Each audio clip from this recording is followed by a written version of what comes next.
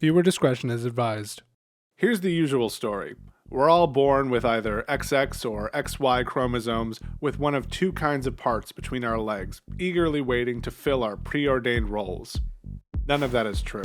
When you're born, the doctor assigns you a sex based on your parts. Unless someone ran a karyotype test to diagnose a problem, nobody knows what chromosomes you have.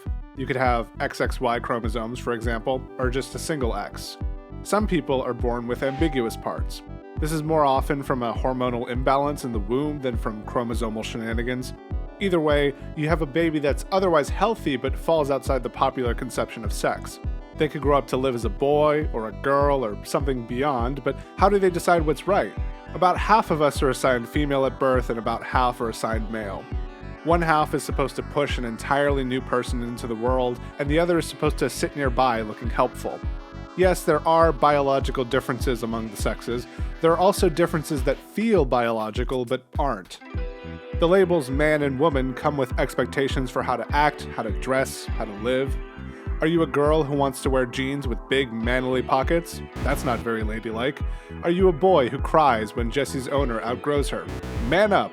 There's no law of the universe making girls wear clothes with tiny pockets or stopping boys from crying at old Pixar movies. Otherwise, we'd all behave exactly as we should, and this video wouldn't exist.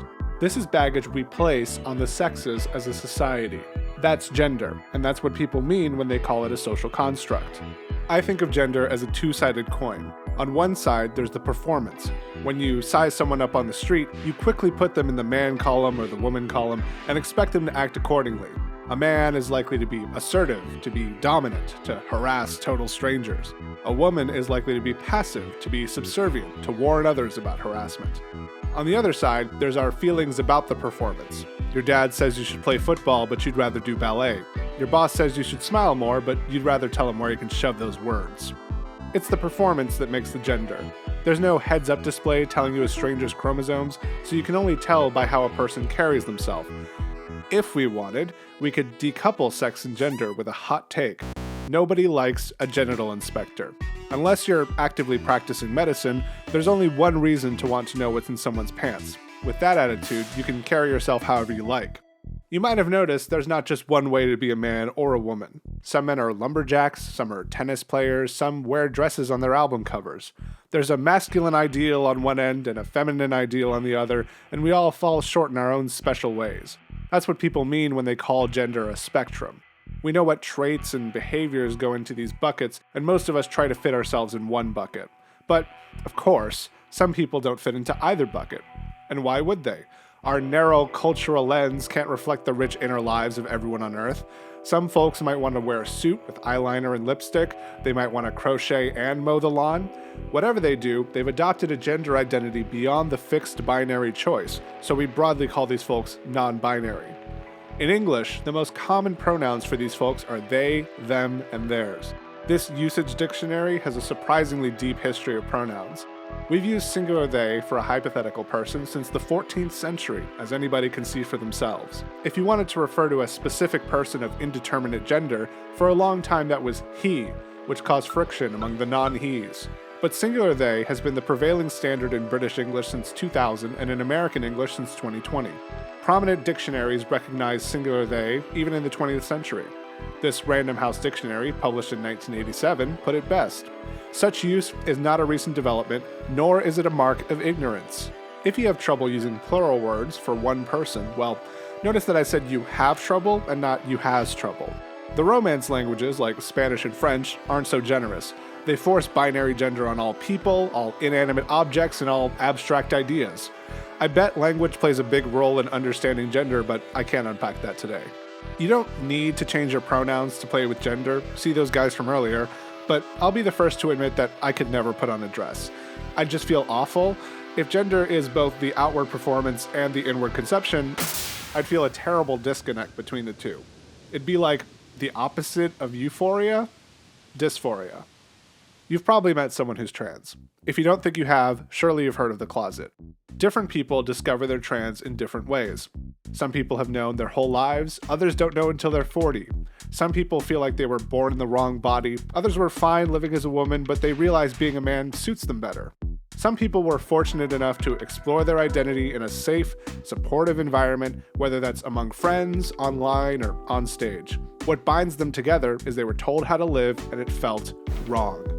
Where does this feeling come from? It's a difficult question. We all have ways we like to live, and we only get interrogated when we stray from the status quo. Why do you use macOS instead of Windows? Why be an artist when you can make more money coding? Why do you put pineapple on your pizza? What are you, stupid? For the handful of trans folks I spoke with, it's as natural to them as not being trans is to cis folks. I don't want to put on a dress, and neither do most trans men.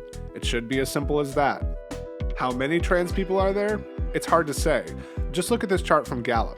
2% of boomers report being LGBT versus 22% of Zoomers. What's more likely? That people are becoming more queer due to some unseen insidious force, or that the kind of self-reflection and experimentation that leads people to discover they're queer is becoming more acceptable? As a hint, here's a graph showing left-handedness in the US by birth year.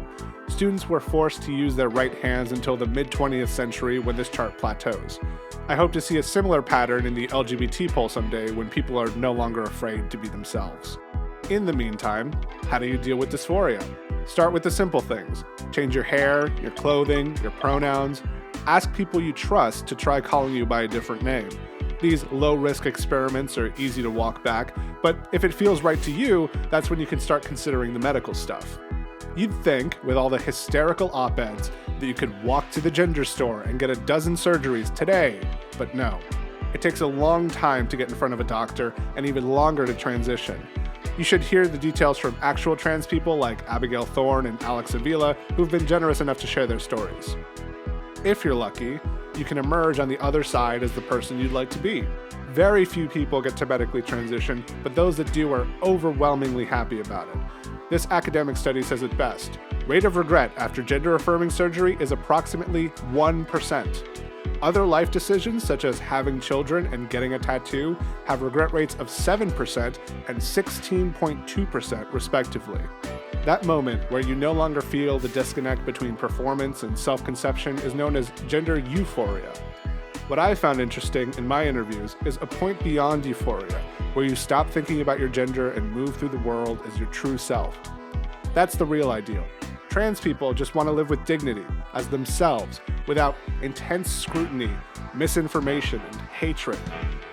I don't have to dwell on examples. Transphobia is in the water, it's in the air, it's in every newspaper you read. Instead, I'll try to dispel a few common myths about trans people.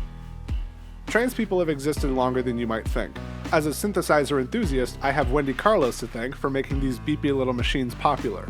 She made Switched on Bach, a classical music album played on a giant Moog system. She socially transitioned in 1968 and underwent surgery in 1972.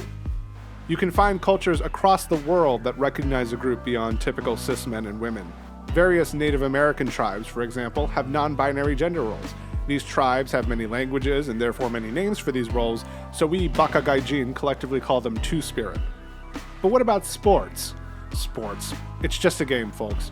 If you must know, the big sport leagues already had rules about trans athletes. Before Charlie Baker kissed the ring, trans women in the NCAA, of which there were less than 10, had to be on hormones for at least a year to compete in women's leagues. Trans women in the Olympics, of which there were 0 last year, are subject to a vague 10-point framework that each sport can interpret however it likes. The most dispiriting thing I hear is that the fight for trans rights diminishes other battles for equal rights. First of all, it completely ignores that trans people come in all shades. It's hard to be trans, and it's hard to be black, and it's even harder to be both black and trans. Second of all, I think a lot of transphobia comes from the vice presidential urge to treat women like furniture. If men and women were truly on equal footing, what would stop you moving from one side to the other? If gender is a social construct, shouldn't we work to construct gender without subjugation? Finally, it's a big world.